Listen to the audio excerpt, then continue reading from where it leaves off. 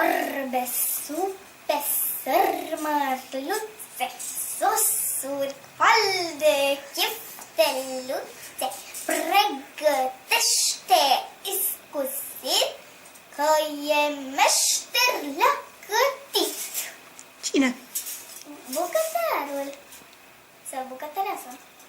Dăm un pic de spaghete, o ridicăm, apoi învârtim, apoi iarăși ridicăm și răsădăm afară mușcăm. Uite așa.